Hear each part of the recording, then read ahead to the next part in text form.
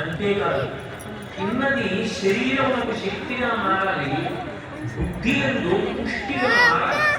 అప్పుడు ఒక్కొక్కరి బుద్ధి ఎందు ఒక్కొక్క నైపుణ్యం ఏర్పడుతుంది. ఒకడు శిల్పి అవుతాడు, ఒకడు గాయకుడు అవుతాడు, ఒకడు నృత్యం చేస్తాడు, ఒకడు గొప్ప శాస్త్రాధ్యయనం చేస్తాడు, ఒకడు బాగా మాట్లాడతాడు, ఒకడు బాగా ఉద్యోగం చేస్తాడు, ఒకడు బాగా ప్రజలను ఆదుకుంటాడు, ఒకడు పరిపాలన చేస్తాడు.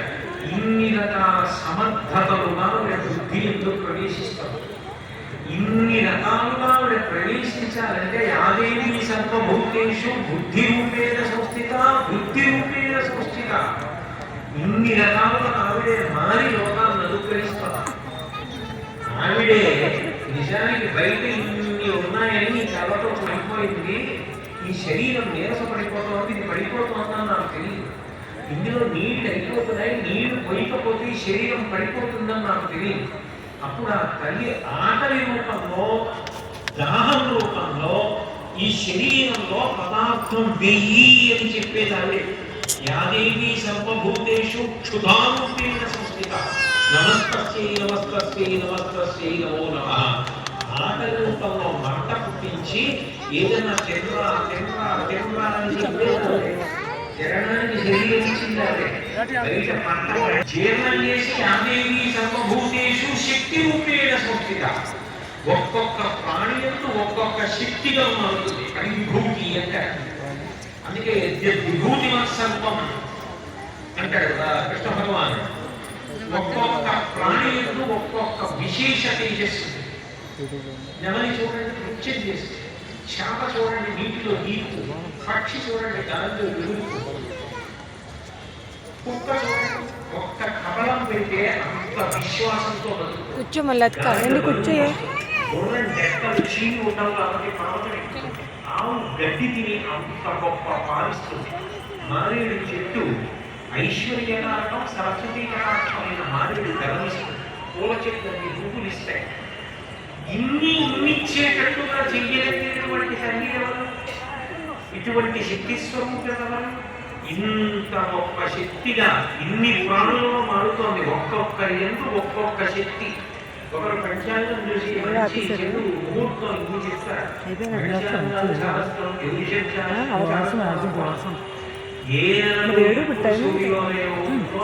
ఖచ్చితంగా లెక్క కట్టుకోగలిగిన పంచాంగం జ్యోతిషాస్త్రము. వేదములకు ఉన్న శాస్త్రంలో జ్యోతిష శాస్త్రం ఒకటి. సంస్కృతిని మనం గౌరవించుకోవాలి. రాముడంతటి వాడు గౌరవించాడు ముహూర్తం పెట్టి. కాబట్టి అటువంటి జ్యోతిష శాస్త్రమునందు నైపుణ్యంగా మారింది. జక్కన ఎందుకు శిల్పిగా మార్చింది, వాల్మీకిని కవిగా మార్చింది, పోతనాన్ని భారతాన్ని ముగ్గురు అంగీకరించారు. భాగవతాన్ని అంతటినీ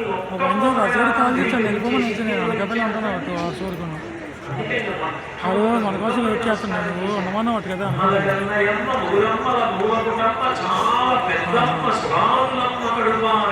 సరే నేను చేస్తాను. దుర్గ మాయమ్మ గృహాబ్ధినిచ్చుక మహత్వ కవిత్వ పటుత్వ సంపద.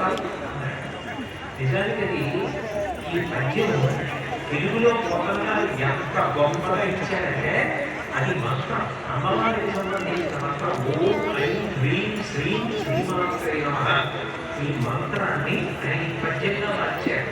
ఓం అంటే పవిత్రం, ఐం సరస్వతీ కటాక్షం, హ్రీం శక్తి స్వరూపం, ఓం ఐం హ్రీం శ్రీ లక్ష్మీ కటాక్షం, ఓం ఐం హ్రీం శ్రీ అయిన తర్వాత ఫోన్ చేయండి, నేను రెడీ అవుతాను. దేవి శ్రీమాత్రే నమః అంటే ఇంతమంది దేవతల యొక్క భార్యలు తల్లులైతే ఆ తల్లులకు తల్లి అమ్మలమ్మ మొగులమ్మ సరస్వతి లక్ష్మీ పార్వతులకు కూడా అమ్మ తల్లి. పరబ్రహ్మస్వరూపిణి మహాకాళి మహాలక్ష్మి మహాసరస్వతి స్వరూపిణి. అప్పుడు అమ్మలమ్మ మొగులమ్మ మొగులమ్మ చాలా పెద్దమ్మ సురాములమ్మ అక్కడ పారడి గుచ్చినయమ్మ, నన్ను లోన మీద వెలుపుటమ్మ మహాత్ముల ఉండేది అమ్మ దుర్గమ్మ మహత్వము ఓం, కవిత్వ ఐం, పటుత్వ హ్రీం, సంపద శ్రీం.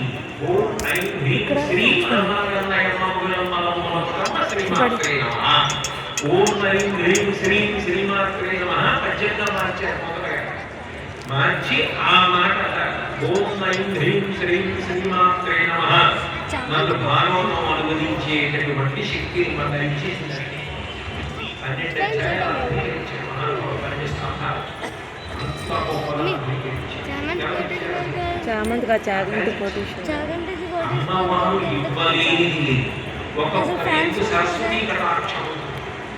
దక్షిణ దేశంలో ఇప్పటికీ కూడా తిరుత్తణి సుబ్రహ్మణ్య క్షేత్రం, జంబుకేశ్వరం, అఖిలాండేశ్వరి అని ఉంటుంది అమ్మవారు. తిరువాణకోయి అంటే అక్కడ అమ్మవారికి అర్చకులు నైవేద్యం పెట్టడానికి కూడా పంచ కట్టుకుని వెళ్ళాలి, చీర కట్టుకుని వెళ్ళాలి. పురుష స్వరూపంగా శివుడు తప్ప అన్యులు అందుకని అర్చకులు కూడా చీర కట్టుకుని మహానైవేద్యం పెడతారు. అక్కడ ఒకప్పుడు వరదం అనబడేటటువంటి ఒక వంట చేసే ఆయన ఉండేవాడు. మోహనానికి ఆ దేవాలయాన్ని వివాహం చేసుకుందాం. ఆవిడని శైవాలం నేర్చుకుంటే పెళ్లి చేసుకుంటారు. ఈయన పాపం వంట చేసేవాడైనా ఆయనకి సరస్వతి కటాక్షం లేదు. ఆయనకేమో ఆ శైవాలం ఎక్కడ ఉండబోతుంది, ఎప్పటికీ నేర్చుకుంటాడు, అప్పటికి పెళ్లి చేసుకుంటున్నాం. వాహనానికి పాపం బెగ పెట్టుకుని ఉండేవాడు. ఓ రోజున వంట అంతా చేశాడు. అమ్మవారికి నైవేద్యం పెట్టడానికి అర్చకులు తీసుకెళ్ళిపోయాడు. ఈయన పడకపోయి ఈ మోహనాన్ని తన పెళ్లి చేసుకోవట్లేదని బాధపడుతూ ఆయనలో మంటపంలో అలా కుంగు తీస్తున్నాడు. అమ్మవారికి మహానైవేద్యం అయిపోయింది. చేశాడు. అమ్మవారు దేవాలయంలోంచి బయలుదేరి నడుస్తూ వెళుతోంది. నడుస్తూ ఎక్కడికి వెళుతోంది అంటే అఖిలాండేశ్వరి అమ్మవారి క్షేత్రంలోనే పక్కనే జంబుకేశ్వరుడు అన్న పేరుతో పరమశివుడు ఉంటాడు. నేరేడు చెట్టు ఉంటుంది, అందుకే జంబుకేశ్వరుడు. అయ్యవారి సన్నిధానానికి వెళ్తాడు. ఈయన పడుతున్నాడు. ఆవిడ ఆగి గజ్జల చప్పు ఏదో వినిపించే అడిగిపోయి బాధపడుతున్నాడు. ఎదురుకుండా అమ్మవారు అడిగిపోయి లేచి నమస్కారం పెట్టి అడిగిపోయాడు దోరు తెచ్చి. అమ్మవారు నాలుక ఇలా బయటికి లాగి బీజాక్షరం రాసి పెట్టింది.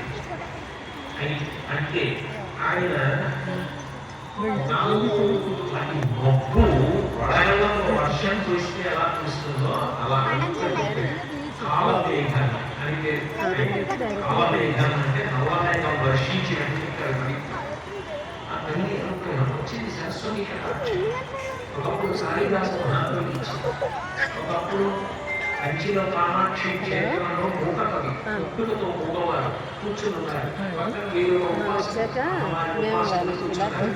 శుక్రవారం అమ్మవారు కామాక్షి శుక్రవారం వచ్చింది. వీళ్ళిద్దరు కళ్ళు మూసుకు ధ్యానం చేస్తున్నారు. ఆవిడ ఆగింది. ఇలా కూర్చున్నారు. అమ్మవారు ఇలా వెళ్ళిపోతూ ఆగింది. ఆగి ఈ ఉపాసకులు అంతా చూసి ఇద్దరు బయటకు తీసుకొచ్చింది. నవ్వుతోంది కామాక్షి. పెడక తీసి ఈ ఉపాసన చేస్తున్న అన్ని తాంబూలం పెడచగా ఆయన నడిచి కాదని ఇల్లి ఈ నోట్లో పుట్టినప్పటి నుంచి మాట లేని వారు ఉన్నారు. అమ్మవారు వెంటనే ఇంగిని తాంబూలం పెడచ అమ్మవారి తాంబూలం పెడచ తిన్నాడంటే ఆయన ఇటు తిరిగి కూర్చున్నాడు. అమ్మవారి ఇటు తిరిగి పెడుతోంది. ఆయన కళ్ళు ఆమె పాదాల మీద పడ్డాయి. ఆపకుండా 3 శ్లోకాలు చెప్పాడు. పాదాల మీద శతకం. అమ్మవారు ఇలా చూసింది. పక్కకి కడిగి కటాక్షం కడగంటి చూపు దాని మీద 3 శ్లోకాలు చెప్పాడు. కటాక్ష శతకం. అమ్మవారి చిన్న నవ్వు నవ్వింది. చిన్న నవ్వు మీద 3 శ్లోకాలు చెప్పాడు. అది మంగస్మిత శతకం. అమ్మవారి యొక్క గొప్పతనాన్ని 3 శ్లోకాల్లో చెప్పాడు. స్తుతి శతకం. అమ్మవారి పెద్దరికం మీద 100 శ్లోకాలు చెప్పాడు. ఆర్యా శతకం.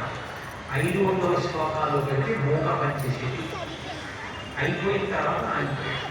అమ్మవారి అభివృద్ధి నాకు ఇచ్చిన మాట తీసేసి ఏ నాకు పుట్టుకతో రాలేదు మీ తాంలో పెడత తిని నాకు కవిత శక్తి వచ్చే 500 శ్లోకాలు చెప్పారు. నువ్వు నాకు ఈ మాట మంచితే అనవసరం మాట మాట్లాడతాను. నాకు తీసేసి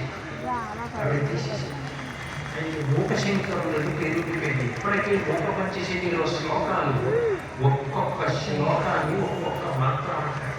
విమలపటి, కమలపుటి, పుస్తక రుద్రహస్తముటి, కామాక్షి, పద్మవాక్షి, లలితని పంచి, విభాసికి పంచి. ప్రవచనం మొదలుపెట్టే సాధారణమైన ప్రవచనాలు దీని ప్రార్థనా శ్లోకంగా చెప్పుకుంటారు. అది మూక పంచశతిలో సరస్వతి స్వరూపం. 500 శ్లోకాలు చెప్పారు. ఆ తల్లి అనుగ్రహం కలిగింది. అంత గొప్ప సరస్వతి కటాక్షం కలిగింది.